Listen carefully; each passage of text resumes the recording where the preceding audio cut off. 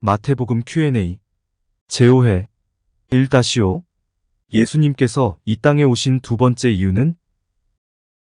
예수 그리스도의 계보로 시작한 마태복음은 계속해서 예수님의 출생 과정을 기록하고 있습니다. 그러나 사실 이 내용을 예수님의 출생 기사로 접근하기보다는 왜 예수님께서 이 땅으로 오셔야만 했는지 그 목적을 알려주는 기사로 접근하는 것이 훨씬 더 바람직합니다. 그리고 그 첫 번째 목적이 모든 사람을 죄로부터 구원하는 데에 있다는 것을 확인한 바 있습니다. 마태복음 1장 21절 아들을 낳으리니 이름을 예수라 하라 이는 그가 자기 백성을 그들의 죄에서 구원할 자이심이라 하니라라는 기록을 통해 예수님은 구원자로 오신 분이시라는 것을 확인한 바 있습니다. 이제 왜 예수님께서 이 땅으로 오셔야만 했는지 마태복음이 설명하는 두 번째 목적을 살펴보도록 하겠습니다.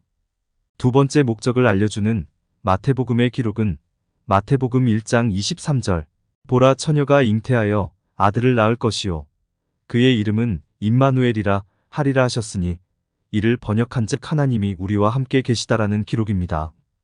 이 기록이 설명하는 목적을 설명하기에 앞서 먼저 꼭 하나 집어보고 넘어가야 하는 표현이 있습니다. 그 표현은 바로 처녀가 잉태하여라는 표현입니다. 먼저 여러분께 여쭈어 보겠습니다. 여러분은 처녀가 잉태하는 것이 가능하다고 생각하십니까? 불가능하다고 생각하십니까? 가능하다고 생각하실 분도 계실 것이고 불가능하다고 생각하실 분도 계실 것입니다. 먼저 처녀가 잉태하는 것은 불가능하다고 생각하시는 분들은 처녀라는 단어를 생물학적으로 이해를 하신 분들입니다. 즉 태어나서 남자와 단 한 번도 육체적 관계를 갖지 않은 여성을 처녀로 이해하고 있으신 분들입니다. 남자와 여자가 육체적 관계를 맺는 것이 원인이고 그 결과가 잉태인데 육체적 관계라는 원인이 일어나지 않았으니 결과인 잉태가 결코 일어날 수 없다고 생각하시는 분들입니다. 다음 처녀가 잉태하는 것은 가능하다고 생각하시는 분들은 처녀라는 단어를 사회적인 의미로 이해하신 분들입니다.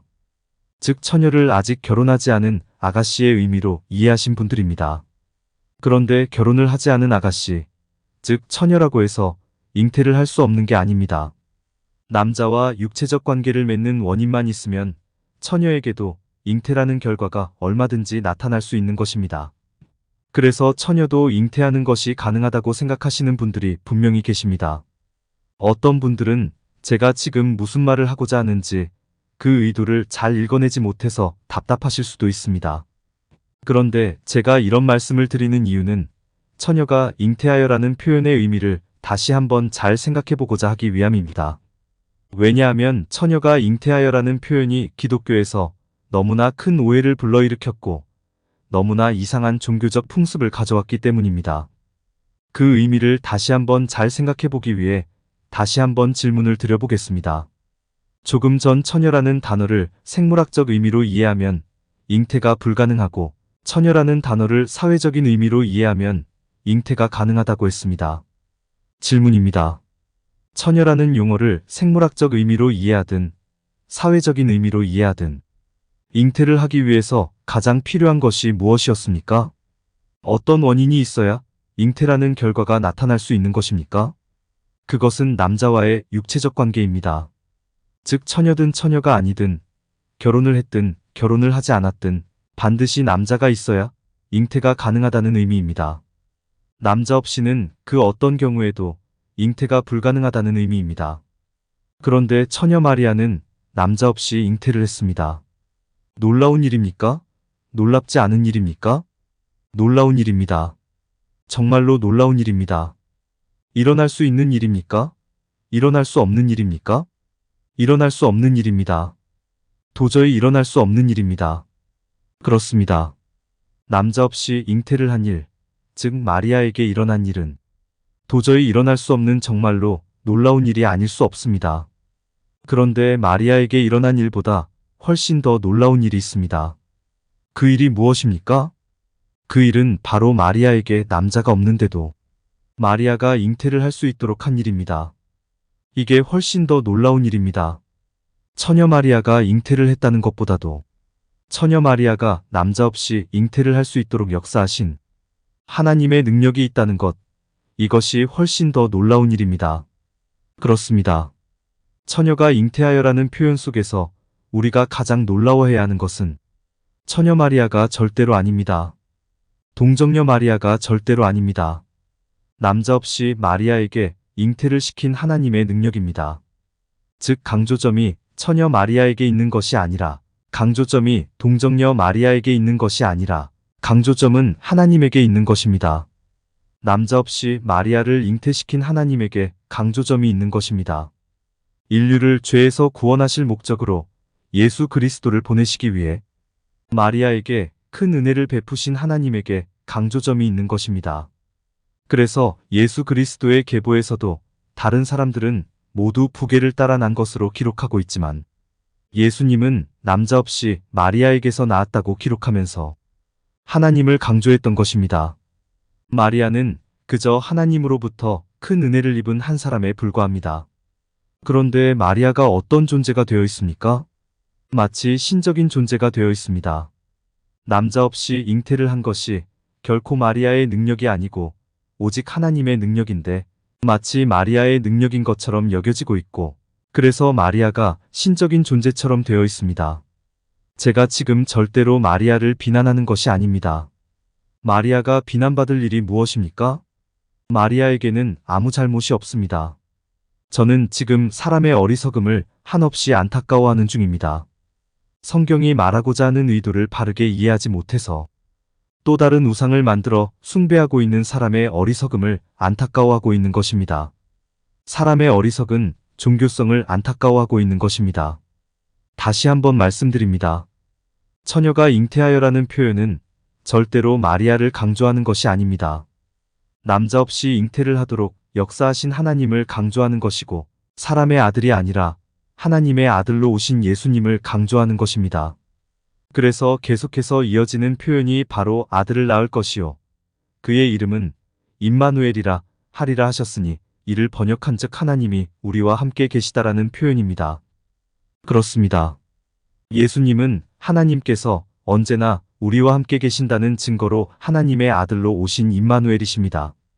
이 지점에서 의문이 하나 생깁니다. 그 의문은, 그럼 예수님께서 임마누엘로 오시기 이전 하나님은 어디에 계셨느냐는 것입니다. 예수님이 오시기 이전에는 하나님께서 우리와 함께 계시지 않았느냐는 것입니다. 그렇지 않다는 것을 우리는 너무나 잘 알고 있습니다. 어떻게 해서 잘 알고 있습니까? 그 이유는 우리에게는 구약이 있기 때문입니다.